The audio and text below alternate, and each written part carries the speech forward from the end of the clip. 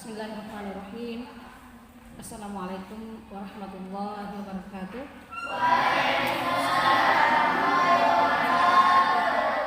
Alhamdulillahirabbil alamin wa bihi nasta'in ala umuri dunya waddin. Wassalatu wassalamu ala sayyidina Muhammad khatamin nabiyyin wa alihi wa sahbihi ajma'in. La haula wa la quwata illa billahil aliyyil azim. Amma ba'd. Anak-anakku sekalian, insya Allah hari ini kita akan sambung pengajian kita khusus pada tanda-tanda balik. Faslun alamatul bulugh, tanda-tanda balik. Jadi salah satu syarat seseorang baik laki-laki maupun perempuan dikatakan wajib melaksanakan perintah-perintah Allah dan sudah tergolong sebagai mukallaf, ya, orang yang sudah seharusnya memikul beban tanggung jawab dan kewajiban. Apa yang diperintahkan harus ditaati, dilaksanakan, dan apa yang dilarang mestinya sudah harus dihindari. Nah, ada tanda-tanda balik yang harus kita ketahui. Yang pertama, tamamu 15 sana fil dzakari wal untha. Yang pertama, anak tersebut sudah mencapai usia 15 tahun. Itu secara umum, tanda-tanda balik secara umum ketika dia berusia 15 tahun. Mayoritas ulama sepakat mengenai tanda ini. Selanjutnya, ya, jadi ini tadi berlaku umum untuk laki-laki dan perempuan, ya. Selanjutnya, wal ihtilam fi dzakari wal untha litis'i sinin. Jika laki-laki dan perempuan itu bermimpi, sudah mengalami mimpi walaupun misalnya usianya 9 tahun, ya, maka dia sudah tergolong sudah balik. Wal haid fil unsa litis'i sinin. Haid bagi perempuan jika mencapai usia 9 tahun.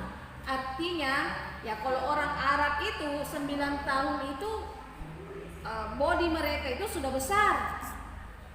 Mungkin kita 15 tahun, mereka baru 9 tahun sudah menyamai body kita. Karena memang kondisi gen, ya, makanan, dan kemudian alamnya kita memang berbeda. Jadi pertumbuhan kita juga rata-rata berbeda. Dan itu wajar.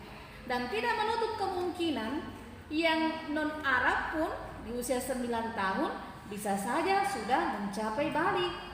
Ketika misalnya sudah bermimpi, ya, mungkin badannya dan memang dari gennya itu, keturunannya seperti itu bisa saja terjadi.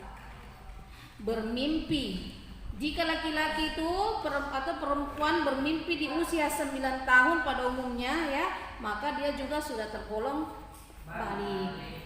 Nah, perempuan haid misalnya di usia 9 tahun itu juga tergolong balik. Beberapa dalil yang menerangkan tentang tanda-tanda tentang balik ini. Dan ketika kita sudah balik, maka kewajiban harus ditunaikan. Kita sudah tergolong mukallaf. Kapan kita melanggar atau mengabaikan kewajiban tersebut ketika kita sudah balik, maka tanggung jawabnya adalah dosa ke kita. Ya, dosa ke kita.